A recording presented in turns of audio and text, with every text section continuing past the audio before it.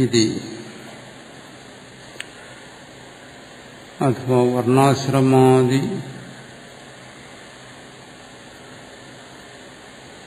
പ്രവിഭാഗ ഉപേത മനുഷ്യ മമവത്മാനുവർത്തന്തേ സർവശസ് ഇത്യുക്തം കസ്മാത് പുനഃകാരണ നിയമേന തവൈവ വത്മാനുവർത്തന്തേന അന്യസേതി ഉച്യത്തെ.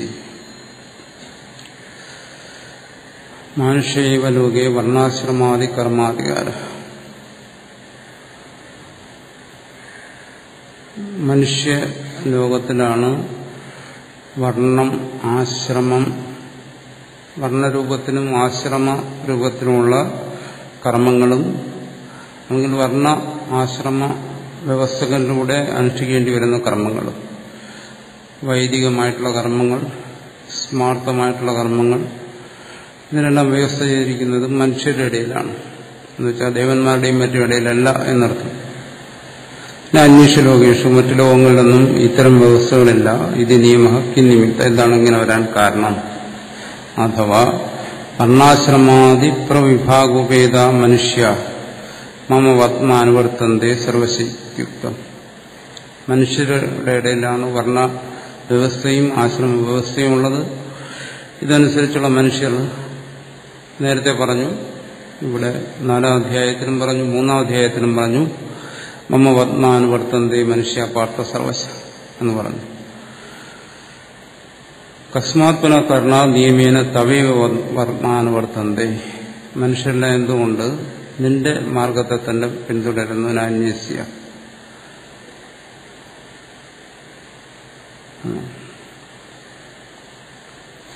ഉച്ചതി ചാതുർവർണ്ണ്യം ചാതുർവർണ്ണ്യം ചത്വാരൈവ വർണ്ണാഃ ചാതുർവർണ്ണ്യം മയാ ഈശ്വരേണ സൃഷ്ടമുത്പാദിതം.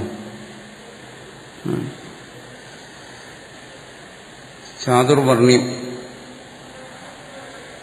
ചതുർവർണ്ണം, അതിന് തന്നെയാണ് ചാതുർവർണ്ണ്യം എന്ന് പറയുന്നത്. ചാതുർവർണ്ണ്യം ചത്വാരൈവ വർണ്ണാഃ, 4 വർണ്ണങ്ങൾ.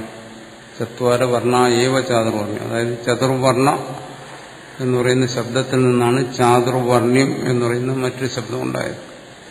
അങ്ങനെ ഉണ്ടായി വരുമ്പോൾ അവിടെ അർത്ഥത്തിന് വ്യത്യാസം വരുന്നില്ല. ചത്വാര വർണ്ണാഃ ചാതുർവർണ്ണ്യം, 4 വർണ്ണങ്ങളെന്നേ അർത്ഥം. 4 വർണ്ണങ്ങളെന്ന് പറയുമ്പോൾ 4 വർണ്ണത്തിനും പെട്ട മനുഷ്യൻ. ഇപ്പൊ ചാതുർവർണ്ണ്യം എന്ന് പറഞ്ഞു കഴിഞ്ഞാൽ 4 വർണ്ണത്തിനും പെട്ട മനുഷ്യർ. അല്ലാതെ ചാതുർവർണ്ണ്യം എന്ന് പറയുമ്പോൾ പ്രത്യേകിച്ച് അധികമായ അർത്ഥം വരുന്നില്ല. ചതുർവർണ്ണം എന്ന് പറയുന്ന അതേ അർത്ഥം തന്നെയാണ് വരുന്നത്.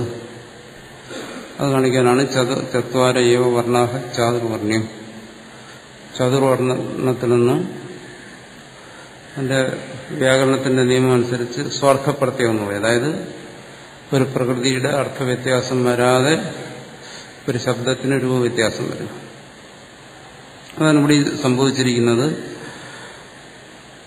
അതിന്റെ വ്യുത്പത്തിയാണ് ഇവിടെ ചത്വാരൈവ വർണ്ണാഃ ചാതുർവർണ്ണ്യം എന്ന് പ്രത്യേകിച്ച് വ്യാഖ്യാനിച്ചു. എന്നുവെച്ചാൽ 4 വർണ്ണത്തിലുംപ്പെട്ട മനുഷ്യർ എന്നുള്ള അർത്ഥമേ അവിടെയുള്ളൂ. മയാ ഈശ്വരേണ സൃഷ്ടം, ഈശ്വരനാൽ സൃഷ്ടിക്കപ്പെട്ടിരിക്കുന്നു. അപ്പൊ സർവ ജീവജാലങ്ങളും സമ്പൂർണ്ണ പ്രപഞ്ചവും ഈശ്വര സൃഷ്ടമാണ്. അതിൽ പറയുന്നു, ഈ പറയുന്ന 4 വർണ്ണത്തിലും പെട്ട മനുഷ്യർ ഞാൻ തന്നെയാണ് സൃഷ്ടിച്ചിരിക്കുന്നത്, ഉത്പാദിതം. അതിന് പ്രമാണമായി പറയുന്നു ബ്രാഹ്മണോസ്യ മുഖം ആസി ഇത്യാദി ശ്രുതേഹി. ഒരിക്കലും യജസ്സിലും എല്ലാം വരുന്നുണ്ട് മന്ത്രങ്ങൾ. ബ്രാഹ്മണൻ, ആ വിരാട് പുരുഷന്റെ മുഖമാണ് ബ്രാഹ്മണൻ. ബാഹുക്കൾ ക്ഷത്രിയനാണ്, ഒരു വൈശ്യനാണ്, പാദം ശൂദ്രനാണ്. അപ്പോൾ ആ വിരാട് സങ്കല്പത്തിന്റെ ഓരോ ഭാഗങ്ങളായിട്ട് ഈ വർണ്ണത്തെ സങ്കല്പിക്കുന്നു. അത് തന്നെയാണ് ഇവിടെയും പറഞ്ഞിരിക്കുന്നത്. ആ 4 വർണ്ണത്തിലും പെട്ടിരിക്കുന്ന മനുഷ്യർ ഞാൻ സൃഷ്ടിക്കപ്പെട്ടവർ തന്നെയാണ്. അപ്പോൾ ആ വർണ്ണവിഭാഗം എങ്ങനെ വന്നു പറയുന്നു? ഗുണകർമ്മ വിഭാഗശഃ. ഗുണവിഭാഗശഃ കർമ്മവിഭാഗശശ്ച. ഗുണവിഭാഗത്തെ അനുസരിച്ച്, എന്നുവെച്ചാൽ ഗുണഭേദത്തെ അനുസരിച്ചും കർമ്മഭേദത്തെ അനുസരിച്ചുമാണ് ഈ സൃഷ്ടി എന്നർത്ഥം. സൃഷ്ടി 4 വിഭാഗങ്ങൾ വന്നത് ഗുണവിഭാഗമനുസരിച്ചും കർമ്മവിഭാഗമനുസരിച്ചും. ഇനി ബ്രാഹ്മണ കർമ്മങ്ങളെക്കുറിച്ച്, ക്ഷത്രിയ കർമ്മങ്ങളെക്കുറിച്ചും വൈശ്യകർമ്മങ്ങളെക്കുറിച്ചും അവരുടെ ബ്രഹ്മകർമ്മ സ്വഭാവജം, ക്ഷത്രകർമ്മ സ്വഭാവജം, ഇങ്ങനെ ഓരോരുത്തരുടെയും സമ ദമ തുടങ്ങിയ ഗുണങ്ങൾ ഉള്ളവർ ബ്രാഹ്മണരാണ്. ശൗര്യം, തേജോ, ധൃതി, ദാക്ഷി, വിദ്യേജാപ്യപലായനം ഇങ്ങനെ പറയുന്നത്. കൃഷി, ഗൗരക്ഷ, വാണിജ്യം, പിന്നെ സേവ, ഈ തരത്തിലുള്ള കർമ്മങ്ങൾ, ആ കർമ്മങ്ങൾക്ക് അടിസ്ഥാനപരമായിരിക്കുന്ന സത്വരജസ്തമ ഗുണങ്ങൾ. ഈ ഗുണങ്ങളും ആ ഗുണങ്ങൾക്കനുസരിച്ച് വരുന്ന കർമ്മങ്ങളും അനുസരിച്ച് ഈ 4 വർണ്ണത്തിലും പെട്ട മനുഷ്യരെ സൃഷ്ടിച്ചിരിക്കുന്നത് ഞാൻ തന്നെയാണ്. ഗുണകർമ്മവിഭാഗശ, ഗുണവിഭാഗശ കർമ്മവിഭാഗശ, ഗുണവിഭാഗം അനുസരിച്ചും കർമ്മവിഭാഗം അനുസരിച്ചും. ഗുണാഹ സത്വരജസ്തമാംസി, പല ഗുണങ്ങൾ ഏതാണെന്ന് പറയുന്നത് സത്വം, രജസ്, തമസ്. ഇതുകൊണ്ടാണ് സ്വഭാവജം എന്നിനി പറയുന്നത്. അത് സ്വഭാവേനയുള്ളതാണ്, സഹജമായിട്ടുള്ളതാണ് ഈ ഗുണങ്ങൾ. ആ ഗുണങ്ങൾക്കനുസരിച്ച് മനുഷ്യനെ ബ്രാഹ്മണൻ, ക്ഷത്രിയൻ, വൈശ്യൻ, ശൂദ്രൻ എന്നിങ്ങനെ ആ ഗുണങ്ങൾക്കനുസരിച്ച് തിരിക്കാം. അത് തന്നെ പറയുന്നു. തത്ര സാത്വികസ്യ സത്വപ്രധാനസ്യ ബ്രാഹ്മണസ്യ ശമോ ദമസ്ത വൈത്യാദീനി കർമാണി. സത്വപ്രധാനിയായിരിക്കുന്ന ബ്രാഹ്മണൻ, സത്വഗുണപ്രധാനിയായിരിക്കുന്ന ബ്രാഹ്മണന്റെ കർമ്മങ്ങളെന്ന് പറയുന്നത് എന്താണ്? ശമം, ദമം, തപസ്, സ്വാധ്യായം തുടങ്ങിയ കാര്യങ്ങൾ. അത് കർമ്മങ്ങൾ അങ്ങനെ നിശ്ചയിച്ചിരിക്കുന്നു. അപ്പോൾ ഇത് ഒരു വ്യക്തി ജനിക്കുമ്പം തന്നെ അയാളുടെ ഗുണം ഏകദേശം തീരുമാനിക്കപ്പെട്ടിരിക്കുകയാണ്. ജന്മസിദ്ധമായി തന്നെ ഇരിക്കുന്നു ഗുണങ്ങൾ. ഇപ്പോൾ സത്വപ്രധാനിയായിരിക്കുന്ന വ്യക്തി സ്വാഭാവികമായിട്ടും അയാൾ തന്റെ ഗുണത്തിനനുസരിച്ചുള്ള പ്രവൃത്തിയിലേക്ക് തിരിയുന്നു. സാത്വികമായ കർമ്മങ്ങൾ ഏർപ്പെടുന്നു. ആ സാത്വികമായ കർമ്മങ്ങളാണ് ശമന്തമം, തപസ് എന്നിങ്ങനെ പറഞ്ഞത്. ഇത്യാദിന് കർമ്മമാണ്. ഈ സത്വ ഉപസർജന രജപ്രധാനസ്യ ക്ഷത്രിയസ്യ. സത്വം ഉപസർജനം എന്ന് വെച്ചാൽ സത്വം ഗൗണമായിരിക്കും, മുഖ്യമല്ലാതിരിക്കും. രജപ്രധാനസ്യ, രജസ് പ്രധാനമായിരിക്കും. രജോ ഗുണം പ്രധാനമായിരിക്കും. അവിടെ സത്വം കുറവായിരിക്കും. അല്ലെങ്കിൽ രജസ് സത്വത്തെ കീഴ്പ്പെടുത്തിയിരിക്കും എന്നും പറയാം. എന്തുകൊണ്ട്? ഒരിക്കലും ഒരു ഗുണത്തിന് ഒറ്റയ്ക്ക് നിൽക്കാനൊക്കത്തില്ല. പ്രകൃതി എന്ന് പറയുന്നത് ഇത് 3 കൂടിച്ചേർന്നാണ്. സത്വവും രജസും തമസും കൂടിച്ചേർന്നാണ് പ്രകൃതി. ആ പ്രകൃതിയിൽ ഒരു സ്ഥലത്തും ഒരു ഗുണത്തിനും ഒറ്റയ്ക്ക് നിൽക്കാൻ കഴിയത്തില്ല. അതുകൊണ്ട് ഏത് സമയവും ഗുണം മാറിക്കൊണ്ടേയിരിക്കും. ഗുണത്തിന്റെ പ്രതിസംക്രമം പരസ്പരം പ്രവർത്തിച്ചുകൊണ്ടിരിക്കും, ചേർന്ന് പ്രവർത്തിച്ചുകൊണ്ടിരിക്കും. അങ്ങനെ പ്രവർത്തിക്കുമ്പോൾ ഒരു ഗുണം മുഖ്യമായിരിക്കും, മറ്റു 2 ഗുണങ്ങൾ അതിന് കീഴ്പ്പെട്ടിരിക്കും. അത് പ്രകൃതിയുടെ ഒരു സ്വഭാവമാണ്. അതുകൊണ്ട് ബ്രാഹ്മണനിൽ സത്വം പ്രധാനമായിരിക്കും, രജസ് അവിടെ താഴ്ന്നിരിക്കും.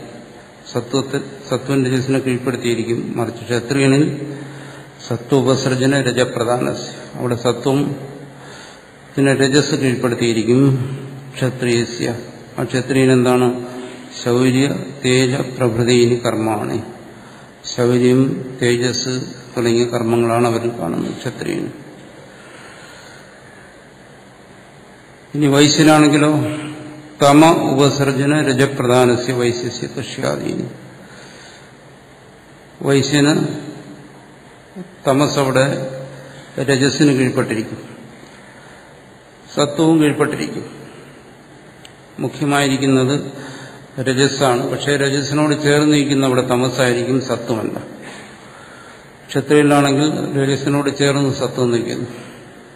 രജസ്സിന് പ്രാധാന്യം അതിനോട് തൊട്ട് താഴെ നിൽക്കുന്ന സത്വമാണ്. ഇവിടെ അങ്ങനെയല്ല. രജസ് പ്രധാനമായിരിക്കുന്നു, അതിന് തൊട്ട് താഴെ നിൽക്കുന്ന തമസ്, അതിനും താഴെയായിരിക്കും സത്വം. അതുകൊണ്ട് തമ ഉപസർജന തമസ് ഗുണമായി രജസ് പ്രധാനമായിട്ടുള്ള വൈശ്യന് കൃഷ്യാദീനി കർമ്മമാണ്, കൃഷി തുടങ്ങിയ കർമ്മങ്ങൾ. ഇനി രജ ഉപസർജന തമപ്രധാന ശൂദ്രസ്യ ശുശ്രൂഷ ഏവ കർമ്മ. രജസ് തമസ് കീഴ്പ്പെടുത്തിയിരിക്കും. ഏറ്റവും കൂടുതൽ തമസ്, അതിൽ കുറവ് രജസ്, അതിലും താഴെ ഇരിക്കുന്ന സത്വം. അങ്ങനെ വരുമ്പോൾ തമസ്സിന് പ്രാധാന്യം വരികയും രജസ് അതിൽ താഴെ ഇരിക്കുകയും അതിലും താഴ്ന്ന് സത്വം ഇരിക്കുകയും ചെയ്യുമ്പോൾ എന്തായിരുന്നു? അതാണ് ശൂദ്രൻ. അങ്ങനെയുള്ള ശൂദ്രന് ശുശ്രൂഷ ഏവ കർമ്മ.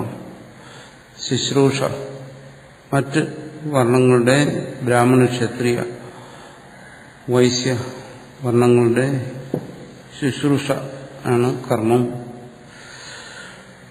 ഇത്യവും ഗുണകർമ്മ വിഭാഗശഃ ചാതുർവർണ്ണ്യം മയാ സൃഷ്ടമിത്യർത്ഥഃ. ഈ ഗുണകർമ്മ വിഭാഗം അനുസരിച്ച് ഇവിടെ ഗുണങ്ങളെ പറഞ്ഞു, കർമ്മത്തെയും പറഞ്ഞു. ബ്രാഹ്മണന്റെ കർമ്മം എന്ന് പറയുന്നത് ശമദമാദികളാണ്. ക്ഷത്രിയന്റെ കർമ്മം ശൗര്യ തേജസ് മറ്റുമാണ്.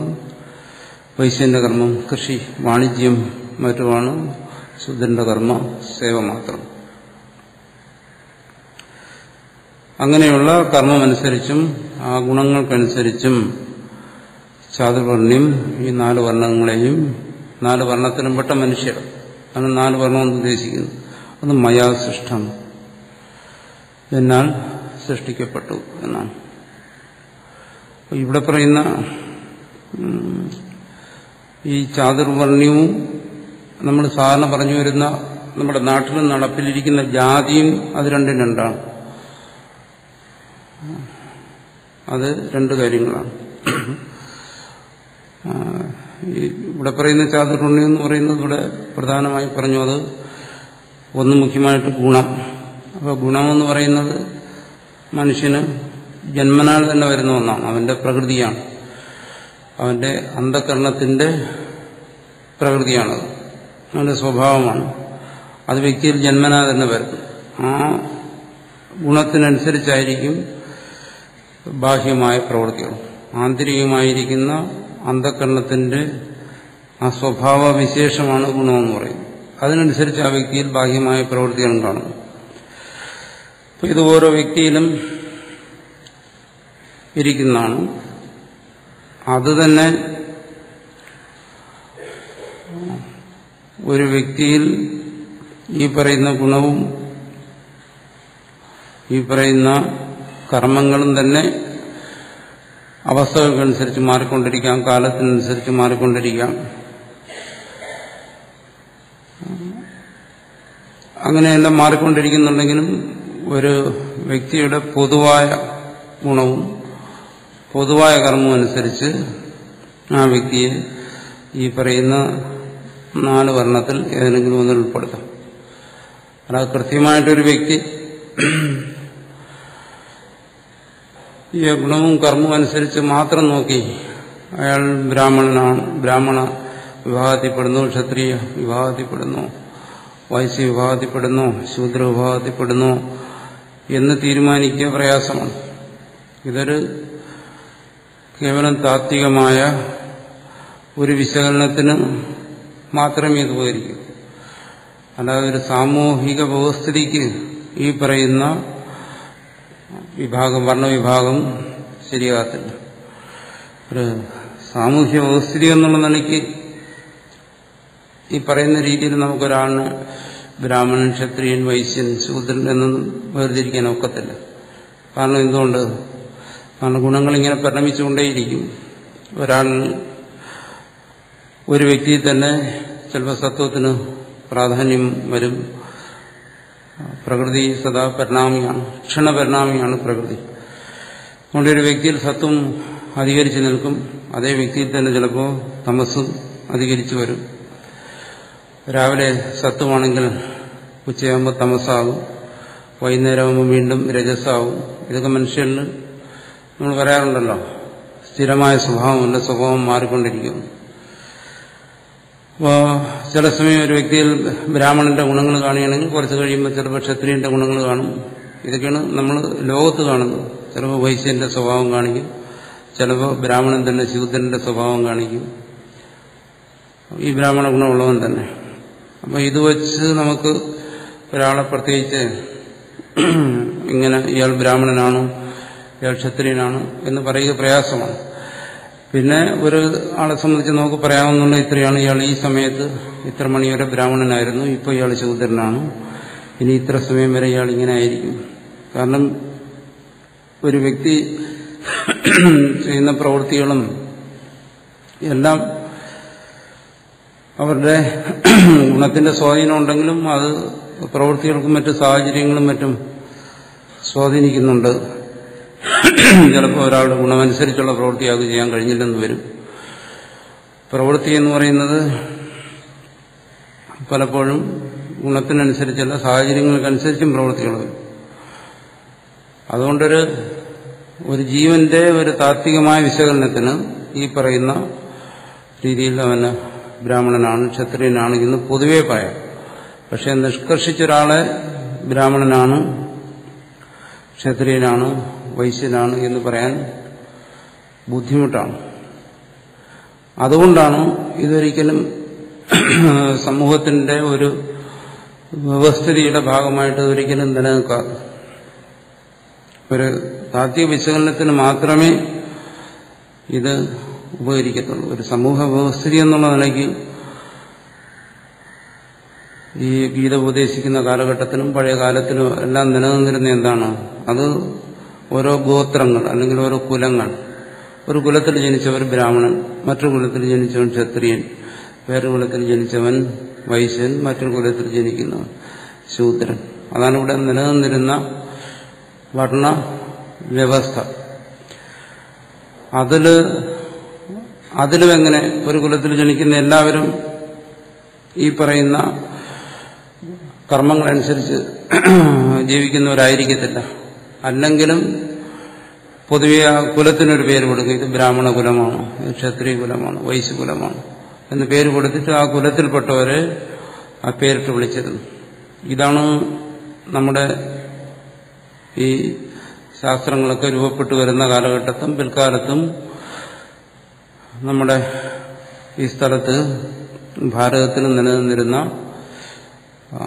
വാസ്തവത്തിലുള്ള ഭരണവ്യവസ്ഥ അതാണ്. അത് ജന്മം കൊണ്ടാണ് തീരുമാനിക്കപ്പെട്ടിരുന്നത്. പക്ഷേ താത്വികമായി ഇതിനൊരു വിശകലനം വേണം. ആ താത്വികമായി വിശകലനം ചെയ്യുമ്പോൾ അത് ഒരു കുലത്തിലോ ഒരു ഗോത്രത്തിലോ അല്ല, ഓരോ വ്യക്തിയിലും വന്നിട്ട് ആ വ്യക്തി ആരാണെന്ന് തീരുമാനിക്കുക. ബ്രാഹ്മണനാണോ, ക്ഷത്രിയനാണോ, വൈശ്യനാണോ, ആ രീതിയിൽ തീരുമാനിക്കുന്നതിന് വേണ്ടിയിട്ടാണ് ഇത്തരത്തിലൊരു വിശകലനം വരുന്നത്. അല്ല സമൂഹത്തിന്റെ ഭാഗമായി കുലമായും ഗോത്രമായും ഒക്കെ മനുഷ്യൻ തിരിഞ്ഞിരിക്കുമ്പോൾ അവിടെ ഈ ഗുണവും കർമ്മവും നോക്കിയിട്ടായിരുന്നില്ല പഴയ കാലത്തും ഏതു കാലത്തും ഈ വർണ്ണത്തെ നിശ്ചയിച്ചിരുന്നു. അത് ഒരു കുലത്തിനനുസരിച്ചാണ്. അതുകൊണ്ടാണ് നമ്മുടെ ഈ പുരാണങ്ങളിലെ കഥാപാത്രങ്ങളെ എടുത്തു നോക്കിയാലും അവരുടെ ഗുണം അനുസരിച്ച് അല്ലെങ്കിൽ അവരുടെ കർമ്മം അനുസരിച്ച് ഒരിക്കലും അവരെ ഈ പറയുന്ന വർണ്ണത്തിൽ ഉൾപ്പെടുത്തിയിരുന്നില്ല. ഉദാഹരണം പറഞ്ഞു കഴിഞ്ഞാൽ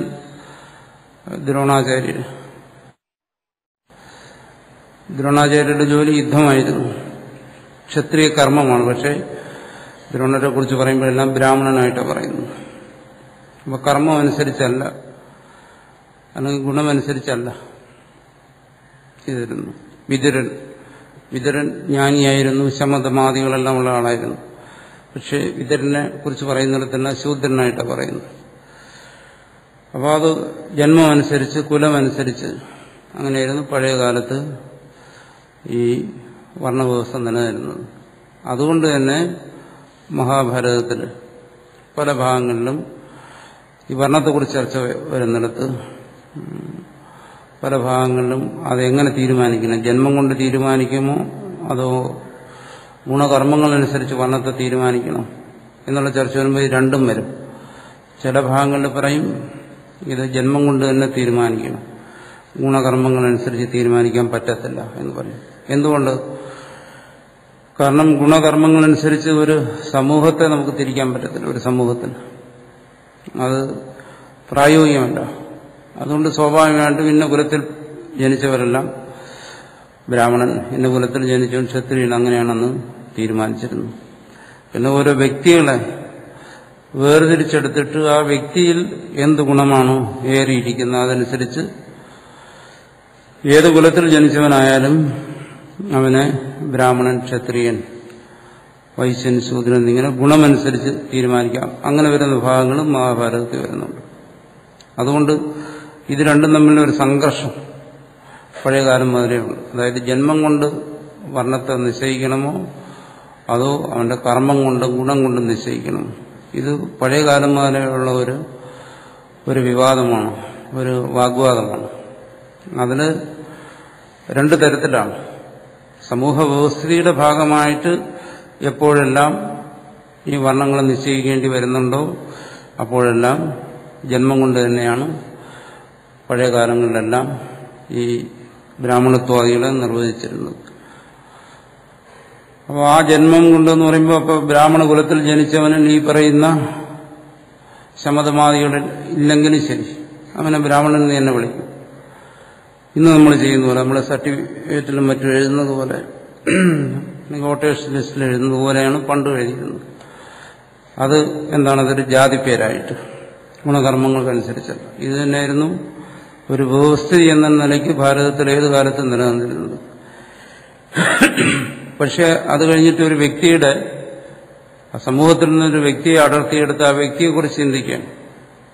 ഈ വ്യക്തിയുടെ ഗുണവും കർമ്മവും അനുസരിച്ച് വിശകലനം ചെയ്യുമ്പോൾ അവിടെ ഗുണകർമ്മങ്ങൾക്കനുസരിച്ചാണ് ബ്രാഹ്മണനെ നിശ്ചയിച്ചിരുന്നത്.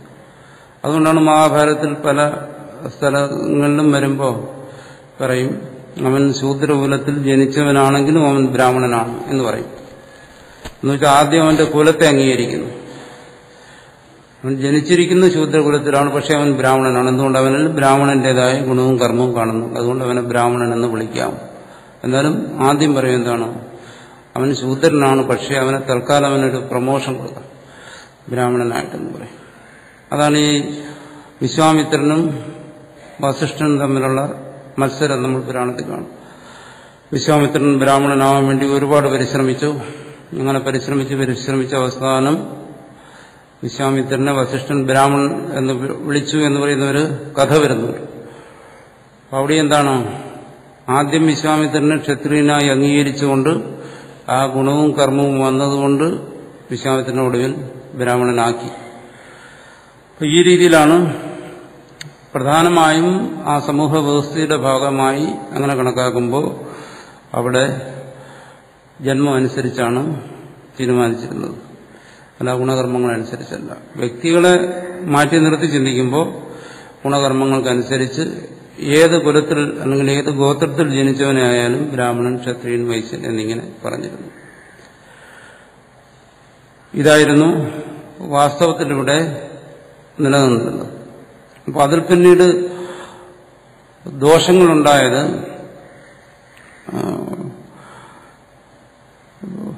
ഈ അധ്യാപനം പോലെയുള്ള കർമ്മങ്ങൾ ബ്രാഹ്മണന്റെ കർമ്മമായിട്ട് വേർതിരിച്ചു നിർത്തിയപ്പോൾ ബ്രാഹ്മണന് മാത്രം വിദ്യയ്ക്ക് അധികാരം വന്നു. ബ്രാഹ്മണൻ എന്ന് വെച്ചാൽ ബ്രാഹ്മണ കുലത്തിൽ ജനിച്ചവൻ, അതിന് പ്രാധാന്യം വന്നു. ഇപ്പോൾ അധ്യയനം ബ്രാഹ്മണനും ക്ഷത്രിയനും വൈശ്യനും 3 കുലത്തിൽപ്പെട്ടവർക്കും അധ്യയനമാകാം. പക്ഷെ അധ്യാപനം ബ്രാഹ്മണന് മാത്രമേ ആകാവൂ, പഠിപ്പിക്കുക. ഇങ്ങനെയൊക്കെയുള്ള ചില നിയമങ്ങൾ ഉണ്ടാക്കി. ചിലരുടെ സ്വാർത്ഥത കൊണ്ട് ചിലരങ്ങനെ ഉണ്ടാക്കി വെച്ചു. അങ്ങനെ ഉണ്ടാക്കി വെച്ചിട്ട് ഈ വ്യവസ്ഥയിൽപ്പെട്ട സമൂഹത്തിലെ ബ്രാഹ്മണ, ക്ഷത്രിയ, വൈശ്യശൂദ്ര വിഭാഗത്തിൽപ്പെട്ട ആ സമൂഹത്തിലെ എല്ലാ ഗുണങ്ങളുടെയും ഭോക്താക്കളായി ഒരു വിഭാഗം മാത്രം മാറി. അങ്ങനെയാണ് ഈ വർണ്ണവ്യവസ്ഥ അധപ്പതിച്ചത്. മറ്റുള്ളവർക്കൊന്നും ഇതിന്റെ ഗുണങ്ങൾക്കൊന്നും അവകാശമില്ല എന്ന രീതിയിലേക്ക് ഇതൊരുപാട് അധപ്പതിച്ചു പോയി. അതാണ് നമ്മുടെ സംസ്കാരത്തിന്റെ അധപ്പതനത്തിന് കാരണമായത്, ഭാരതത്തിന്റെ അധപ്പതനത്തിന് കാരണമായത്, ഭാരതത്തിന്റെ വിദേശ ആധിപത്യത്തിന് കാരണമായതെല്ലാം ഒരു വിഭാഗത്തിൽപ്പെട്ട ചില സ്വാർത്ഥമതികൾ അവരുടെ താല്പര്യത്തിന് വേണ്ടി ഇതിനെല്ലാം ദുർവ്യാഖ്യാനം ചെയ്ത് സ്മൃതികളും ശാസ്ത്രങ്ങളും എല്ലാം ഉണ്ടാക്കി അതിൽ ഒരുപാട് ഇതിനെ ദുർവ്യാഖ്യാനം ചെയ്തു സ്വാർത്ഥതയ്ക്ക് വേണ്ടി. അതൊരുപാട് ദോഷം ചെയ്തു.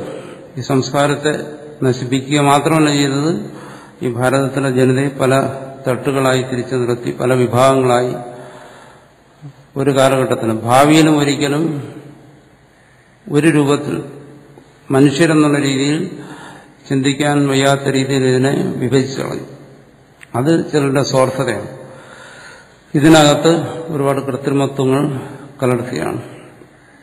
സ്വാഭാവികമായിട്ടും പഴയ കാലത്ത് ഇന്നും അങ്ങനെ തന്നെയാണ്.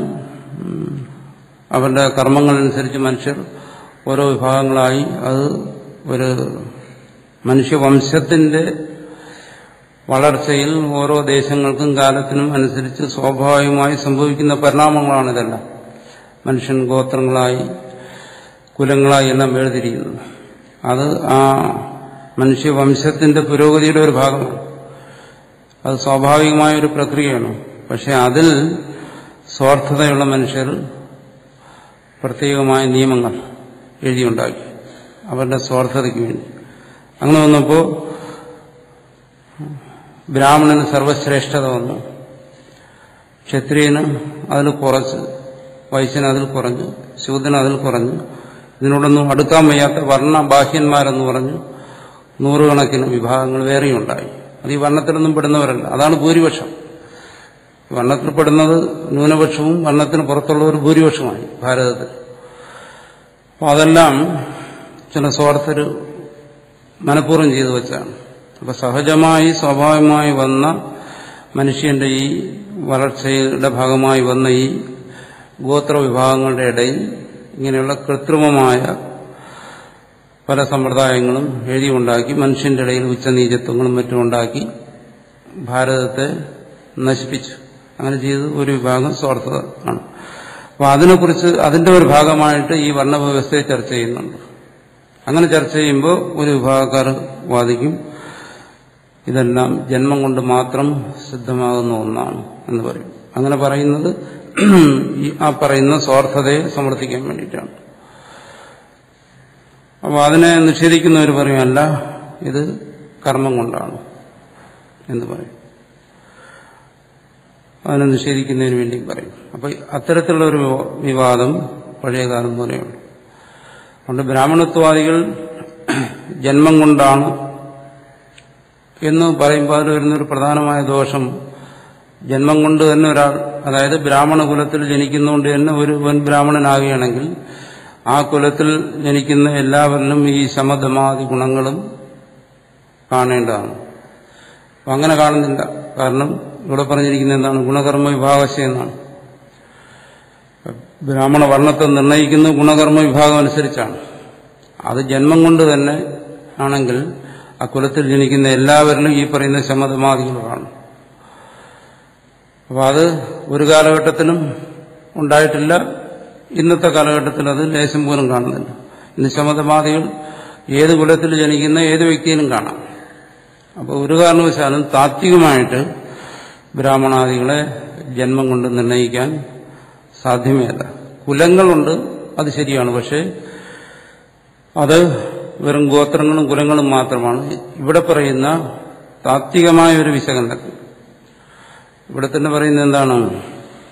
ഭാഷ്യകാരൻ തന്നെ പല ഭാഗങ്ങളിലും പറയും ഈ വർണ്ണ ആശ്രമ വ്യവസ്ഥ എന്ന് പറയുന്നത് ഈ വ്യവസ്ഥ പോലും മോക്ഷത്തിന് വേണ്ടിയിട്ടാണ്. അപ്പം മോക്ഷത്തിന് വേണ്ടിയാണ് ഈ വ്യവസ്ഥയെങ്കിൽ ഒരു വ്യക്തിയെ ബ്രാഹ്മണനെന്നോ ക്ഷത്രിയനെന്നോ വൈശ്യനെന്നോ ഒക്കെ തിരിക്കുന്നതിന് വേണ്ടിയിട്ട് അയാൾ ആധ്യാത്മിക സാധനയുടെ ഏത് ഭാഗത്ത് നിൽക്കുന്നു എന്നറിയാൻ വേണ്ടിയിട്ടാണ്. ആധ്യാത്മികമായ അയാളുടെ വളർച്ചയെ കാണിക്കുന്നതാണ് ഈ ഓരോ അവസ്ഥകൾ. ബ്രാഹ്മണത്വ ഗുണമുള്ളവൻ, അയാൾ ശമതമാതി സമ്പന്നനായിരിക്കുന്ന ഒരാള് അയാൾ യഥാർത്ഥ മുമുക്ഷുവായിരിക്കും. അയാൾ ആധ്യാത്മികമായി ഉയർന്ന നിലയിൽ നിൽക്കുകയാണ്. അപ്പോ ക്ഷത്രിയനാണ്, ശൗര്യം തേജസ്സോടുകൂടിയൊക്കെ ഇരിക്കുകയാണ്. എന്നുവെച്ചാൽ അയാൾ അത്ര ഉയർന്നെത്തിയിട്ടില്ല. അയാളുടെ ശമതമാതി ഗുണങ്ങളില്ല. എന്നുവെച്ചാൽ അയാൾ കർമ്മയോഗത്തിന് അധികാരിയാണ്. ആ കർമ്മയോഗത്തിന്റെ ഒരു തലത്തിൽ നിൽക്കുന്നു. അവിടെ നിന്ന് താഴോട്ട് നിൽക്കും.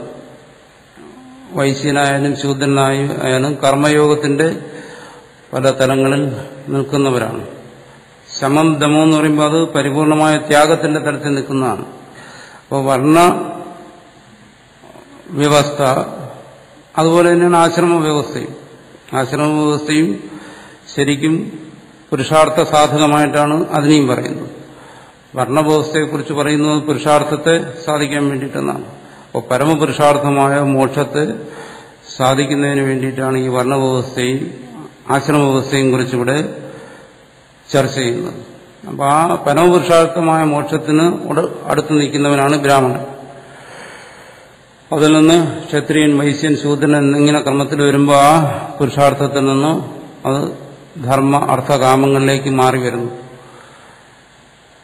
പിന്നിലേക്ക് വരുന്നു. അതുതന്നെയാണ് ആശ്രമത്തിലും വരുന്നത്. ബ്രഹ്മചര്യം, ഗാർഹസ്ഥ്യം, വാനപ്രസ്ഥ, സന്യാസം എന്ന് പറയുമ്പോൾ അവിടെ ശമതമാദികൾ പൂർണ്ണമായി അത് മോക്ഷത്തിനോട്, പരമപുരുഷാർത്ഥത്തിനോട്, മോക്ഷത്തിനോട് അടുത്ത് നിൽക്കുന്നു. ഈ രീതിയിലാണ് ഈ വർണ്ണവ്യവസ്ഥയും ആശ്രമവ്യവസ്ഥയും സംബന്ധിച്ചുള്ള കൽപ്പന പഴയകാലത്തുണ്ടായിരുന്നു. അത് പുരുഷാർത്ഥവുമായി ബന്ധപ്പെടുത്തിയിട്ടാണ്, പ്രത്യേകിച്ചും പരമപുരുഷാർത്ഥമായ മോക്ഷവുമായി ബന്ധപ്പെടുത്തിയിട്ടാണ്. അപ്പം മോക്ഷത്തിനോട് അടുത്ത് നിൽക്കുന്നവരെല്ലാം ബ്രാഹ്മണർ. അതിനോട് അകന്നകന്നു പോകുന്നതനുസരിച്ച് ക്ഷത്രിയനും വൈശ്യനും ശൂദ്രനും എല്ലാം ഉണ്ടാകും. ഇതുമായിട്ട് യാതൊരു ബന്ധവും ഇല്ലാത്തവർ വർണ്ണബാഹ്യന്മാർ. എന്നുവെച്ചാൽ യാതൊരു തരത്തിലുള്ള ആചാര വിചാരങ്ങളും ഇല്ലാതെ, ധർമാധർമ്മ ചിന്തയില്ലാതെ, ശുദ്ധി അശുദ്ധി ഇല്ലാതെ ജീവിക്കുന്ന മനുഷ്യൻ. അങ്ങനെ ഒരു ചിന്തയില്ലാതെ ജീവിക്കുന്നവർ വർണ്ണബാഹ്യന്മാർ. അവരെയാണ് ചണ്ടാളനെന്നും മറ്റും പറയുന്നത്. മറിച്ച് ഇത്തരം ഒരു വ്യവസ്ഥിതിയിലേക്ക് വന്ന് ഈ നിയമങ്ങളൊക്കെ പാലിക്കാൻ സന്മനസ്സുള്ളവർ പുരുഷാർത്ഥത്തെ അംഗീകരിക്കുന്നു, പരമപുരുഷാർത്ഥമായ മോക്ഷത്തെ അംഗീകരിക്കുന്നവരാണ് ഈ 4 വർണ്ണത്തിലും പെട്ടിരിക്കുന്നവർ. ധർമ്മശാസ്ത്രങ്ങളെന്ന് പറയുന്നതും എല്ലാ സ്ഥലത്തും അത് പറഞ്ഞിട്ട് കാര്യമില്ല. കാരണം അത് ഗ്രഹിക്കത്തില്ല. ശ്രദ്ധയില്ലാത്തവനോട്, കേൾക്കാൻ താല്പര്യമില്ലാത്തവനോട് അത് പറഞ്ഞിട്ട് കാര്യമില്ല. അതുകൊണ്ട് ഈ ധർമ്മശാസ്ത്രങ്ങളെല്ലാം പറഞ്ഞിരിക്കുന്നത് ഈ വർണ്ണവ്യവസ്ഥയിൽപ്പെടുന്ന മനുഷ്യനോടാണ്. അല്ലാത്തവനോടിത് ഉപദേശിച്ചിട്ട് യാതൊരു പ്രയോജനമില്ല. കാരണം അവനത് കേൾക്കത്തില്ല, അതിനെ തിരസ്കരിക്കും, അതിനെ നിന്ദിക്കും. യോമാം അഭ്യസൂയ, ഇവിടെ പല ഭാഗങ്ങളിലും പറയും. ഇത് പറയുന്നവനെ നിന്ദിക്കുന്നവരുണ്ട്. പുരുഷാർത്ഥത്തെക്കുറിച്ച് പറയുമ്പോൾ ഉപദേശിക്കുന്നവനെ നിന്ദിക്കുന്നവനുണ്ട്. അങ്ങനെയുള്ളവനോട് ഇത് പറഞ്ഞിട്ടെന്താ കാര്യം? അങ്ങനെയുള്ളവനോട് പറയാം. എപ്പോഴാണോ അവന്റെ പൂർവ്വപുണ്യം കൊണ്ട് ഏതെങ്കിലും സമയത്ത് അവൻ ഇത് കേൾക്കുന്നതിന് തയ്യാറായി വരുമ്പോൾ അവനോട് പറയാം. അപ്പോൾ ഇതിന് കേൾക്കാൻ തയ്യാറല്ലാത്തവനോട് ഇത് പറഞ്ഞിട്ട് കാര്യമില്ലെന്നാണ് അവസാനം ഗീതയിലും പറയും. അപ്പോൾ ഇത് കേൾക്കാൻ തയ്യാറായിട്ടുള്ളവരാണ് ഈ വർണ്ണവ്യവസ്ഥയിൽപ്പെടുന്നവർ, ഈ പറയുന്ന ബ്രാഹ്മണ, ക്ഷത്രിയ, വൈശ്യ, ശൂദ്രൻ. ഇവരുടെടുത്താണ് ഇത് പറയാൻ പറ്റിയത്. അതിനപ്പുറമുള്ളവരുടെ ഇത് പറഞ്ഞിട്ട് കാര്യമില്ല. അത് എങ്ങനെ നിർണ്ണയിക്കും? അവന്റെ ഗുണമനുസരിച്ചും അവന്റെ പ്രവൃത്തി അനുസരിച്ചും നിർണ്ണയിക്കുന്നു. അതുകൊണ്ടാണ് പറഞ്ഞിരിക്കുന്ന പല ഭാഗങ്ങളിലും ഈ വർണ്ണവ്യവസ്ഥ പുരുഷാർത്ഥ സാധകമാണ്, ആശ്രമ വ്യവസ്ഥ പുരുഷാർത്ഥ സാധകമാണ്. ഈ ആശ്രമ നിയമങ്ങളും ഈ പറയുന്ന വർണ്ണങ്ങളിൽപ്പെട്ടവർക്കേ പാലിക്കാൻ കഴിയത്തുള്ളൂ. അല്ലാത്തവരെ സംബന്ധിച്ചിടത്തോളം ഇല്ല. ഏതുപോലെ മൃഗങ്ങളെപ്പോലെ. മൃഗങ്ങളെ സംബന്ധിച്ചിടത്തോളം അവിടെ വർണ്ണവുമില്ല, ആശ്രമവുമില്ല, അവിടെ ധർമ്മവുമില്ല, ധർമ്മശാസ്ത്രങ്ങൾക്ക് അവിടെ യാതൊരു വിലയുമില്ല. അതുപോലെ ഇതിൽ പെടാത്ത മനുഷ്യരുണ്ട്.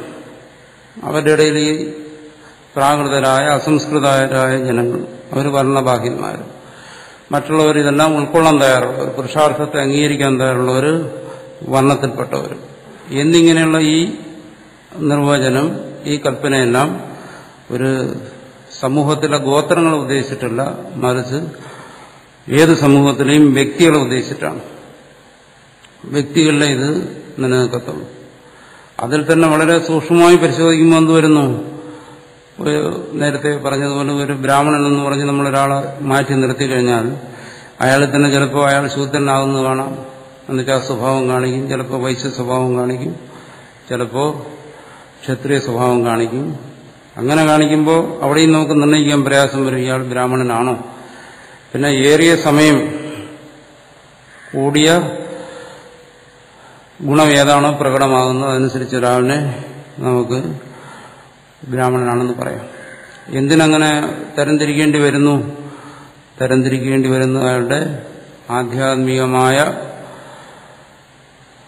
അവസ്ഥയ്ക്കനുസരിച്ച്, അല്ലെങ്കിൽ ആധ്യാത്മികമായ പുരോഗതിക്ക് വേണ്ട കാര്യങ്ങൾ ചെയ്യുന്നതിന് വേണ്ടിയിട്ടാണ് ഈ ബ്രാഹ്മണ ക്ഷത്രിയ വൈശ്യ ശൂദ്ര വിഭാഗം വേണ്ടി വരുന്നത്. അല്ല സമൂഹത്തിലെ എന്തെങ്കിലും ആവശ്യത്തിന് വേണ്ടിയിട്ടല്ല. സമൂഹത്തിലെ കാര്യങ്ങൾക്ക് വേണ്ടിയിട്ട് സാധാരണ കുലങ്ങൾ പഴയകാലത്ത് നിലനിന്നിരുന്ന ആ കുലവ്യവസ്ഥ അത് തന്നെ മതിയാകും. പക്ഷെ അതിൽ വരുന്ന ദൂഷ്യങ്ങളെ പരിഹരിക്കും. അതുകൊണ്ടൊരു കുലത്തിന് മറ്റു കുലങ്ങളെ അപേക്ഷിച്ച് എന്തെങ്കിലും പ്രത്യേക മേന്മ, എന്തെങ്കിലും ശ്രേഷ്ഠത അത് അവകാശപ്പെടാനില്ല. അതൊന്നും ഇവിടെ അടിസ്ഥാനപരമായിട്ട് അങ്ങനെ ആർക്കും പ്രത്യേകിച്ചൊരു അവകാശങ്ങളും കൊടുത്തിട്ടില്ല. അതെല്ലാം ഓരോരുത്തർ നേടിയെടുത്താണ്. അവകാശങ്ങളെല്ലാം കൃത്രിമമായി സ്വാർത്ഥത കൊണ്ട് നേടിയെടുത്താണ്. ഇവിടെ അതല്ല. ഇവിടെ ഇത് ചർച്ച ചെയ്യുന്നത് പുരുഷാർത്ഥത്തിന് സാധകമായിട്ട് വ്യക്തികളിൽ കാണുന്ന ബ്രാഹ്മണത്വം, ക്ഷത്രിയത്വം, വൈശ്യത്വം, ശൂദ്രത്വം ഇതൊക്കെയാണ്. അവരെ ഉദ്ദേശിച്ചാണ് ശാസ്ത്രം ചർച്ച ചെയ്യപ്പെടുന്നത്. അവരെ ഉദ്ദേശിച്ചാണ് മോക്ഷ സാധനകൾ നിർദ്ദേശിക്കുന്നത്. അതുകൊണ്ടാണ് പറഞ്ഞിരിക്കുന്നു ഈ ചാതുർവർണ്ണ്യം എന്നാൽ സൃഷ്ടമായിരിക്കുന്നു. സ്വാഭാവികമായിട്ടും പലരും ചോദിക്കും, ചാതുർവർണ്ണ്യം ഭഗവാൻ സൃഷ്ടിച്ചെങ്കിൽ ബാക്കിയുള്ള മനുഷ്യരെ ഭഗവാനല്ലേ സൃഷ്ടിച്ചത്? അവരെക്കുറിച്ച് എന്തുകൊണ്ട് പറയുന്നില്ല? ബാക്കിയുള്ള പ്രാണികളെയും മനുഷ്യനാണല്ലോ സൃഷ്ടിച്ചത്. ഈ ചാതുർവർണ്ണ്യം എന്തുകൊണ്ട് പറയുന്നു? ഇവിടെ പറയുന്നത് ശാസ്ത്രത്തിന് അധികാരിയായിട്ടുള്ളവർ, ഉപദേശത്തിന് അധികാരിയായിട്ടുള്ളവരെ കുറിച്ച് പറയുകയാണ്. ബാക്കിയുള്ളവരതിന് അധികാരികളല്ല, അവരിത് സ്വീകരിക്കാൻ തയ്യാറുള്ളവരല്ല. ഇവിടെ ഇപ്പം ഉപദേശിക്കുകയാണ്. ജ്ഞാനത്തെക്കുറിച്ചും കർമ്മത്തെക്കുറിച്ചും ഭക്തിയെക്കുറിച്ചും എല്ലാം പറയുന്നു. അപ്പം ഇത് കേൾക്കാനും അനുഷ്ഠിക്കാനും തയ്യാറായിട്ടുള്ള മനുഷ്യർ, അവരെക്കുറിച്ച് ചർച്ച ചെയ്യുന്ന ഒരു പ്രകരണമാണിത്, ഒരു ഭാഗമാണിത്. അവിടെ ഈ 4 വർണ്ണങ്ങളുള്ളവരെ മാത്രമേ കണക്കിലെടുക്കുന്നുള്ളൂ. കാരണം ഇവർ മാത്രമേ പുരുഷാർത്ഥങ്ങളെ അംഗീകരിച്ച് പ്രവർത്തിക്കുന്നുള്ളൂ. അല്ലെങ്കിൽ ധർമ്മ അധർമ്മ വിവേകത്തോടുകൂടി, ധർമ്മബോധത്തോടുകൂടി ചിന്തിക്കുകയും പ്രവർത്തിക്കുകയും ചെയ്യുന്നുള്ളൂ. അവർക്ക് വേണ്ടിയിട്ടാണ് ഉപദേശം. അതുകൊണ്ട് പറയുന്നു ഈ 4 വർണ്ണങ്ങളെയും ഗുണകർമ്മങ്ങൾക്കനുസരിച്ച് ഞാൻ തന്നെയാണ് സൃഷ്ടിച്ചിരിക്കുന്നത്. അവർ ഈ പറയുന്ന ഉപദേശങ്ങളെ കേൾക്കണം, അത് സ്വീകരിക്കണം. അവരിലാണ് എന്തെങ്കിലും ഈ ഉപദേശങ്ങൾ കൊണ്ട് മാറ്റങ്ങൾ ഉണ്ടാകേണ്ടത്. ആ മാറ്റവും മുഖ്യമായിട്ടും ആധ്യാത്മികമായിട്ടുള്ള, ഇത് അധ്യാത്മശാസ്ത്രമാണ് ഗീത എന്ന് പറയുന്നത്. മുഖ്യമാണ് അധ്യാത്മമാണ് ഇവിടുത്തെ വിഷയം ചർച്ച ചെയ്യുന്നത്. അധ്യാത്മത്തെ ചർച്ച ചെയ്യുന്നിടത്ത് എല്ലായിടത്തും അധികാരി ചിന്ത വരും. ആരാണ് ഇതിന് അധികാരി? ആദ്യം അധികാരിയെക്കുറിച്ച് ചിന്തിച്ചിട്ടാണ് പിന്നെ ഉപദേശിക്കുന്നത്. ഇവിടെ അധികാരികളായി നിൽക്കുന്നവരാണ് ഈ 4 വർണ്ണത്തിനും പെട്ടവർ. അവർക്കാണ് അതിൽ ഏറ്റവും ശ്രേഷ്ഠമായ അധികാരിയാണ്, സാധന ചതുഷ്ടയ സമ്പന്നനാണ് ബ്രാഹ്മണൻ എന്ന് പറയുന്നത്. അവർക്ക് അവരുടെ സ്വയം ബോധത്തിന് വേണ്ടിയിട്ട് ക്ഷത്രിയനും വൈശ്യനും ശൂദ്രനും എല്ലാം തന്റെ അവസ്ഥ സ്വയം മനസ്സിലാക്കി ഓരോരുത്തരും ഏതാണ് ത്യജിക്കേണ്ടത്, ഏതാണ് ഗ്രഹിക്കേണ്ടത് എന്നിങ്ങനെയുള്ള ഗ്രാഹ്യത്യാജ്യ വിവേചനത്തോടുകൂടി ആ പുരുഷാർത്ഥത്തിന്റെ മാർഗത്തിൽ സഞ്ചരിക്കുന്നതിന് വേണ്ടി ഈ ഗുണകർമ്മ വിഭാഗമനുസരിച്ചുള്ള വർണ്ണങ്ങളെക്കുറിച്ച് പറയുകയാണ്. ഇത് ഞാൻ തന്നെ സൃഷ്ടിച്ചതാണ് എന്നിങ്ങനെ. മറ്റ് സൃഷ്ടികളെക്കുറിച്ച് പറയുന്ന സന്ദർഭങ്ങൾ അതിനെക്കുറിച്ചും പറയും ഇനി വരുന്ന ഭാഗങ്ങൾ. പക്ഷെ ഇവിടെ മുഖ്യമായും ആധ്യാത്മിക സാധകന്മാരെ ഉദ്ദേശിച്ചിട്ടാണ് ഈ പറയുന്ന ഗുണകർമ്മ വിഭാഗങ്ങൾ. അല്ലാതെ ഇവിടെ ഇത് ഈ വർണ്ണം അത് ജന്മം കൊണ്ടാണോ കർമ്മം കൊണ്ടാണോ അങ്ങനെയുള്ള ഒരു ചർച്ചയ്ക്ക് ഇവിടെ വലിയ പ്രസക്തിയില്ല. അതുപോലെ തന്നെ വർണ്ണവും ജാതിയും, ജാതി വേറെയാണ്, വർണ്ണം വേറെയാണ്. സാധാരണ കുലമനുസരിച്ച് വർണ്ണങ്ങളെ പറയുമ്പോൾ അത് ജാതിയാവും. വ്യക്തിക്കനുസരിച്ച് ഗുണകർമ്മങ്ങൾക്കനുസരിച്ച് പറയുമ്പോൾ മാത്രമേ അത് വർണ്ണമാകുന്നുള്ളൂ. ഇപ്പൊ ബ്രാഹ്മണൻ എന്ന് പറയുന്നു, അത് വാസ്തവത്തിലുള്ളത് തന്നെയാണ്. ഒരു കുലത്തിൽ ബ്രാഹ്മണൻ എന്ന് പറയുന്ന ഒരു കുലം അനാദിയായി തന്നെ ഇവിടെ നിലനിൽക്കുന്നതാണ്.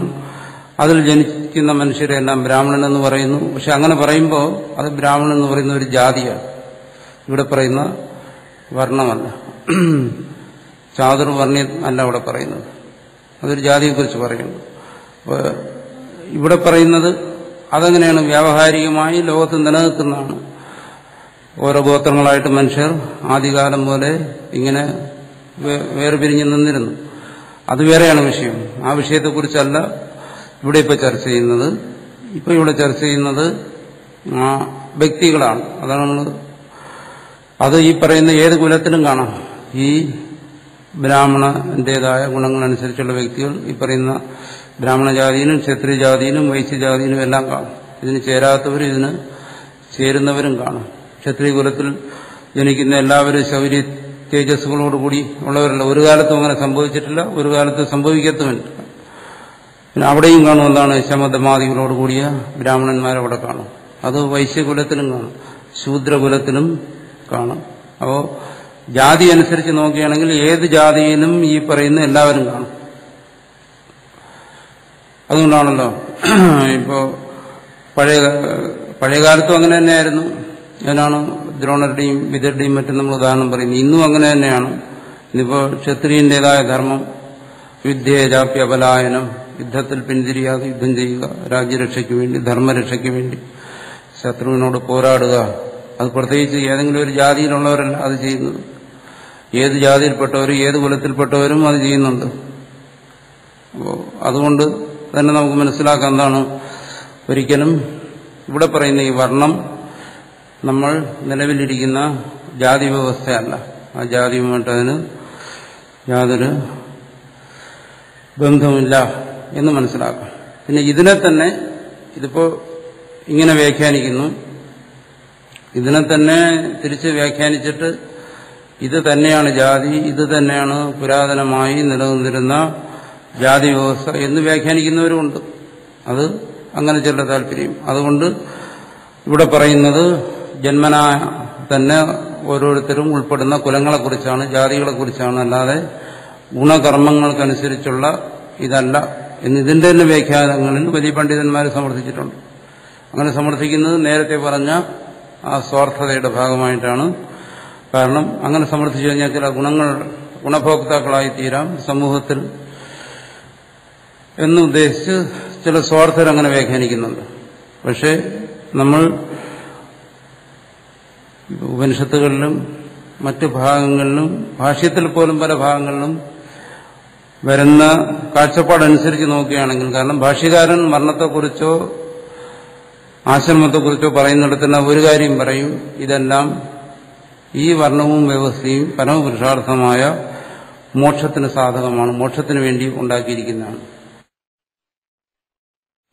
മോക്ഷത്തിന് വേണ്ടിയിട്ടാണ് ഇങ്ങനെ ഒരു വ്യവസ്ഥ നിർണയിച്ചിരിക്കുന്നതെങ്കിൽ തീർച്ചയായും അത് ഗുണകർമ്മങ്ങൾക്കനുസരിച്ച് വ്യക്തികളിൽ മാത്രം ഒതുങ്ങിയിരിക്കുന്ന ഒന്നായിരിക്കും. അല്ലാതെ ഒരിക്കലും അതിന് ജാതിയുമായിട്ട് യാതൊരു ബന്ധവുമില്ല. അതാണ് ഇവിടെയും പറഞ്ഞിരിക്കുന്നത്. തച്ചയിതം ചാതുർവർണ്ണ്യം നാന്യേഷു ലോകേഷു.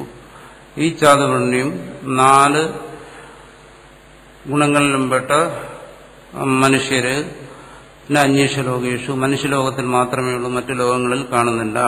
എന്തുകൊണ്ട്? ദേവന്മാരെല്ലാം അവർ സത്വഗുണപ്രധാനികളാണ്. അതുകൊണ്ട് അവരുടെ ഇടയിലൊന്നും ഇത് ചർച്ച ചെയ്യേണ്ട കാര്യം വരുന്നില്ല. അതോ മനുഷ്യലോകേ ഇതി വിശേഷണം. അതുകൊണ്ടാണ് മനുഷ്യലോകയെ നേരത്തെയും പറഞ്ഞു. എന്താണ്? കർമ്മം കൊണ്ട് എളുപ്പസിദ്ധി ഉണ്ടാകുന്നത് മനുഷ്യലോകത്തിലാണെന്ന് പറഞ്ഞു. ഹന്തതർഹി ചാതുർവർണ്ണ്യ സർഗാദേഹി കർമ്മണ കർത്തൃത്വ തദ്ഫലേന യുജ്യസ്യ അതോ നത്വ നിത്യമുക്തോ നിത്യീശ്വരശ്ചൈതി. അപ്പോൾ ആ വിഷയത്തെക്കുറിച്ച് ചർച്ച ചെയ്തു. അവിടെ പറയുന്നു, ഈ 4 വർണ്ണത്തെയും സൃഷ്ടിച്ചത് ഭഗവാനാണെന്ന് പറഞ്ഞു. 4 തരത്തിലുള്ള മനുഷ്യനെ സൃഷ്ടിച്ചിരിക്കുന്നത് സമൂഹത്തിൽ കാണുന്നുണ്ട്. സൃഷ്ടിച്ചത് ഭഗവാനാണ്. അവർക്ക് വേണ്ടിയിട്ട് ശാസ്ത്രത്തെ ഉപദേശിച്ചു. അങ്ങനെ സൃഷ്ടിയിൽ സമത്വം കാണുന്നില്ല. എന്തുകൊണ്ട്? ചിലയിടത്ത് ശമതമാതി സദ്ഗുണങ്ങൾ കാണുന്നു, ചിലയിടത്ത് തമസ് കാണുന്നു, ചിലയിടത്ത് ശൗര്യം, തേജസ് തുടങ്ങിയ രജോ ഗുണങ്ങൾ കാണുന്നു. അപ്പൊ ഗുണവൈഷമ്യം അത് സൃഷ്ടി കാണുന്നുണ്ട്. സൃഷ്ടികർത്താവ് സമമായിട്ടല്ല സൃഷ്ടിച്ചിരിക്കുന്നത്. ഗുണങ്ങളിൽ വ്യത്യാസം കാണുന്നതുകൊണ്ട് വ്യക്തികളിലും വ്യത്യാസം കാണുന്നു. അപ്പൊ ഈ ഒരു വൈഷമ്യം കാണുന്നതുകൊണ്ട് അത്തരം ഒരു വൈഷമ്യം സൃഷ്ടിച്ചയാളിനും കാണും. അങ്ങനെ സൃഷ്ടിച്ച ആളുടെ മനസ്സിലും കാണും. സൃഷ്ടിയെക്കുറിച്ച് സൃഷ്ടിച്ച ആളിനൊരു സങ്കല്പം കാണും. ആ സങ്കല്പത്തിൽ എന്തുവരുന്നു? ഈ സൃഷ്ടിയിലുള്ള നന്മ തിന്മകളുടെ സങ്കല്പങ്ങളും കാണും. അങ്ങനെ വന്നു കഴിഞ്ഞാൽ ഈ സൃഷ്ടിയിൽ വരുന്ന ദോഷങ്ങൾ സൃഷ്ടാവിനും വരും. അതാണ് ചാതുർവർണ്ണി സർഗാദേഹേ കർമ്മണഃ, ചാതുർവർണ്ണ്യ സൃഷ്ടി തുടങ്ങിയ കർമ്മങ്ങൾ. കർത്തൃത്വം, അതിന്റെ കർത്താവായ ഈശ്വരൻ. തദ്ഫലേന യുജ്യസേ, അപ്പോ ആ കർമ്മഫലം ഈശ്വരന് വരും. ആ കർമ്മത്തിൽ വരുന്ന ഗുണദോഷങ്ങളെല്ലാം ഈശ്വരനും വരും. അതോ നത്വം നിത്യമുക്തോ നിത്യീശ്വര. അങ്ങനെയാണെങ്കിൽ അങ്ങനെയുള്ള ഒരു സൃഷ്ടികർത്താവിനെ എങ്ങനെ നിത്യമുക്തനായ സർവശക്തനായ ഈശ്വരനായി എങ്ങനെ അംഗീകരിക്കാൻ പറ്റും? ഉച്ചരെ പറയുന്നു, യദ്യപി മായാസ്യം വ്യവഹാരേണ തസ്യ കർമ്മണഃ കർത്താരമപി സന്തം മാം പരമാർത്ഥതോ വിദ്യാകർത്താരം. പറയുന്നു മായാസം വ്യവഹാരേണ. ഇതെല്ലാം എന്താണ്? പ്രകൃതിം സ്വം അധിഷ്ഠായ. നേരത്തെ പറഞ്ഞല്ലോ, എന്റെ പ്രകൃതിയായിരിക്കുന്ന മായയെ ആശ്രയിച്ചുകൊണ്ട്. മായ കൊണ്ടുള്ള പ്രവർത്തനങ്ങളാണ്, സംവ്യവഹാരമാണ്. മായയെ ആശ്രയിച്ചുള്ള പ്രവർത്തനങ്ങളാണ് ഈശ്വരന്റെ. ആ വൈഷമ്യങ്ങളെല്ലാം മായയിലുള്ളതാണ്, ഈശ്വരനല്ല. തസ്യ കർമ്മണഃ കർത്താരമപി. മായയെ ആശ്രയിച്ചുകൊണ്ടാണ് എന്നെ കർത്താവായി ഞാൻ തന്നെ വിശേഷിപ്പിക്കുന്നത്. മായാമുക്തനായി ചിന്തിച്ചാൽ എന്താണ്? ഞാൻ കർത്താവല്ല, എന്നിൽ കർത്തൃത്വമില്ല. മാം പരമാർത്ഥതോ വിദ്യാകർത്താരം. പരമാർത്ഥത്തിൽ എന്റെ സ്വരൂപത്തിലെന്താണ്? സൃഷ്ടിയൊന്നും നടക്കുന്നില്ല, അത് അകർത്താവാണോ എന്നാണ്. അപ്പോൾ അവിടെ ആ തത്വത്തെ പറയുകയാണ്. സൃഷ്ടിയും സൃഷ്ടികർത്താവും തമ്മിലുള്ള ബന്ധത്തെക്കുറിച്ച് പറയുന്നു. സൃഷ്ടിയെയും സൃഷ്ടികർത്താവിനെയും ബന്ധിപ്പിക്കുന്ന എന്താണ്? മായയാണ്, അനിർവചനീയമായിരിക്കുന്ന പ്രകൃതിയാണ്. അപ്പോൾ എന്തെല്ലാം അതിൽ ഗുണദോഷങ്ങളുണ്ടല്ലോ അതെല്ലാം ആ പ്രകൃതിയിൽ ഒതുങ്ങി നിൽക്കുന്നു. അതൊന്നും ആ സൃഷ്ടികർത്താവിനെ സ്പർശിക്കുന്നേയില്ല. അത് ഏവ അവ്യയം അസംസാരണം ച മാം വിധി. അതുകൊണ്ട് തന്നെ എന്താണ്? അവ്യയം, യാതൊരു ന്യൂനതയും പറ്റാത്തവനാണ് ഞാൻ. സൃഷ്ടി കൊണ്ട് യാതൊരു ന്യൂനതയും സൃഷ്ടികർത്താവിൽ വന്നിട്ടില്ല. അതുകൊണ്ട് തന്നെ പലരും ചോദിക്കും, എന്താണ് ഈശ്വരൻ പലപ്പോഴും ഈ ജീവന്മാർക്ക് ക്രൂരമായ അനുഭവങ്ങളുണ്ടാകുന്നു, ജീവന്മാർക്ക് പലപ്പോഴും വളരെ ദുഃഖിക്കേണ്ടി വരുന്നു. അപ്പോൾ സർവത്തിനും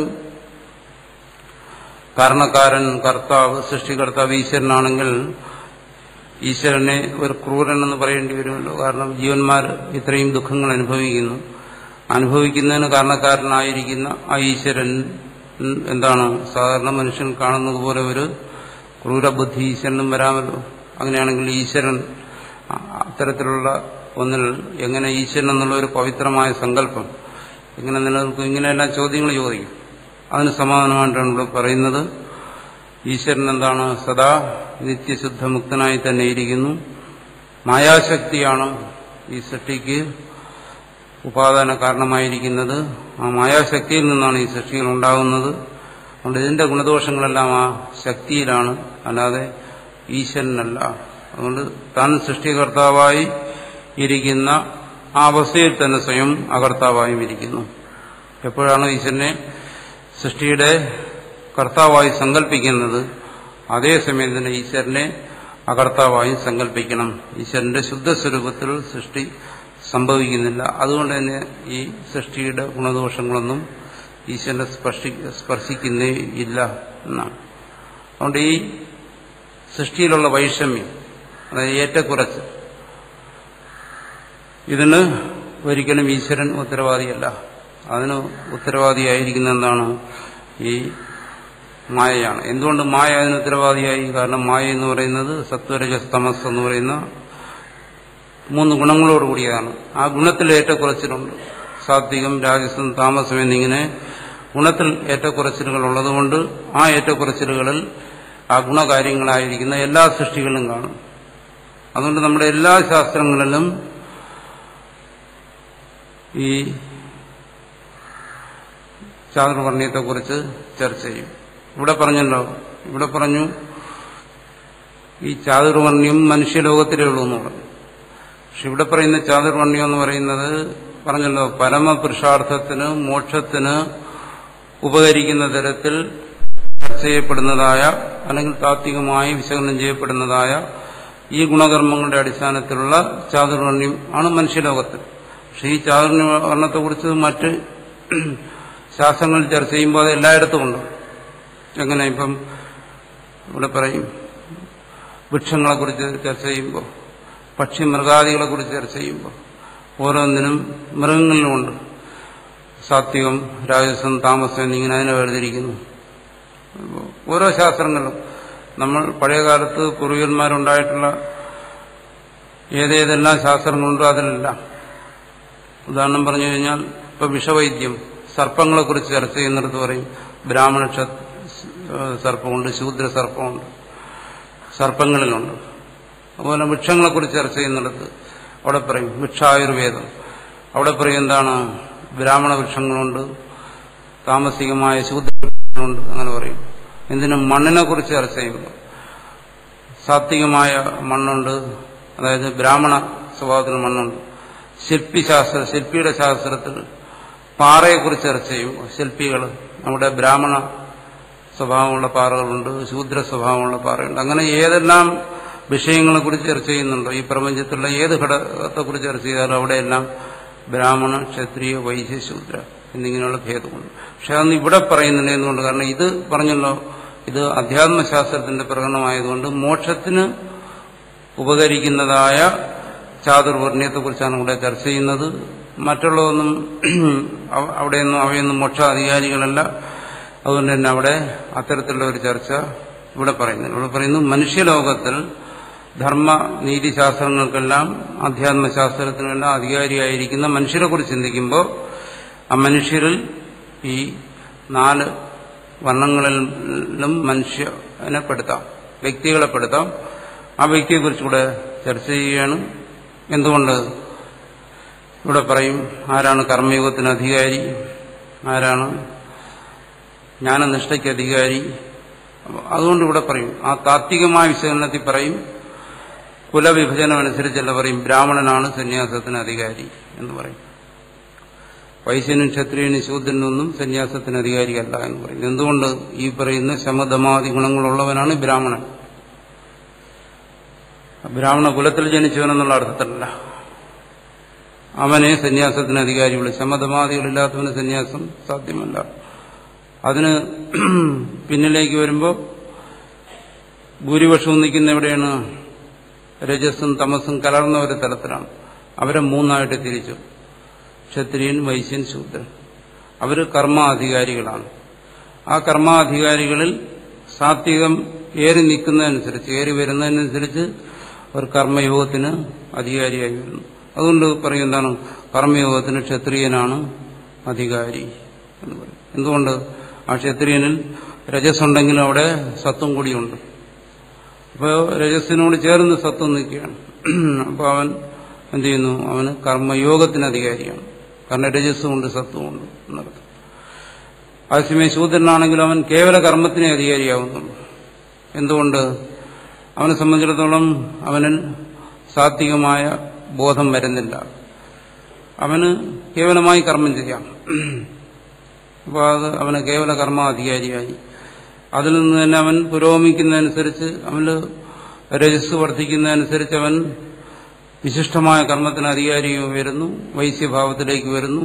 അവിടെ തന്നെ അവൻ ഒന്നുകൂടി സത്വഗുണത്തെ ആർജിക്കുമ്പോൾ അവൻ ആ കർമ്മത്തെ തന്നെ കർമ്മയോഗമായി അനുഷ്ഠിക്കുന്നതിന് അധികാരിയായിത്തീരുന്നു. അത് ഒരു താത്വികമായ ചിന്തയിലൂടെ വ്യക്തികളെ എടുത്ത് പരിശോധിക്കുമ്പോൾ നമുക്കിത് ഓരോ വ്യക്തിയിലും ഇത് കാണാം. ഒരു വ്യക്തിയിൽ തന്നെ ഇനിയൊന്ന് വരാം. ഒരു വ്യക്തിയിൽ തന്നെ ഈ പറയുന്ന ബ്രാഹ്മണ, ക്ഷത്രിയ, വൈശ്യ, ശൂദ്രൻ ഒരു വ്യക്തിയിൽ തന്നെയുണ്ട്. എന്തുകൊണ്ട്? അയാളിൽ എപ്പോഴാണോ ശമതമാദി സ്വഭാവങ്ങൾ അധികരിച്ച് നിൽക്കുന്നത് അപ്പോൾ അവൻ ബ്രാഹ്മണനായിരിക്കും. എപ്പോഴാണോ അവനെ തമസ് പിടികൂടുന്നത്, പലപ്പോഴും തമസ് പിടികൂടി മന്ദതയിലേക്ക് കൊണ്ടുപോകുമ്പോൾ എന്താണ്, അവൻ ശൂദ്ര സ്വഭാവത്തിലേക്ക് പോകുന്നു. എപ്പോഴാണോ അവൻ ഈശ്വരാർപ്പണമായി കർമ്മം ചെയ്തുകൊണ്ടിരിക്കുന്നത് അപ്പോൾ അവൻ ക്ഷത്രിയ സ്വഭാവത്തിലേക്ക് വന്നു. അവൻ ആ കർമ്മത്തെ കൂടി ത്യജിച്ച് ആത്മനിഷ്ഠയിലേക്ക് ഇരിക്കുമ്പോൾ അവൻ തന്നെ ബ്രാഹ്മണ സ്വഭാവത്തിലേക്ക് വന്നു. ഈ രീതിയിൽ വ്യക്തിയിൽ തന്നെ നമുക്ക് ഒരു വ്യക്തിയുടെ ഒരു ദിവസം എടുത്തു കഴിഞ്ഞാൽ നമുക്ക് മനസ്സിലാകും എന്താണ്, അവൻ ഇത് പലതുമാകുന്നുണ്ട്. അവൻ ബ്രാഹ്മണനാകുന്നുണ്ട്, ശൂദ്രനുമാകുന്നുണ്ട്. ഇതാണ് നമ്മൾ പ്രായോഗികമായി കാണുന്നത്. ഇത് ആധ്യാത്മിക സാധകന്മാർക്ക് വേണ്ടിയിട്ടുള്ള ഗുണകർമ്മ വിഭാഗമാണ്. ശാസ്ത്രം പുരുഷാർത്ഥത്തിന് വേണ്ടി ഉപദേശിക്കുന്ന ഗുണകർമ്മ വിഭാഗം. അങ്ങനെയുള്ള ഈ ഗുണകർമ്മ വിഭാഗത്തിനനുസരിച്ച് മനുഷ്യരെ സൃഷ്ടിച്ചിരിക്കുന്നത് സൃഷ്ടികർത്താവായിരിക്കുന്ന ആ ഭഗവാനിൽ വാസ്തവത്തിൽ കർത്തൃത്വമില്ല. അതാണ് ഇവിടെ ചർച്ച ചെയ്യുന്നത്. അസംസാരണം ച മാം വിദ്ധി എന്ന്.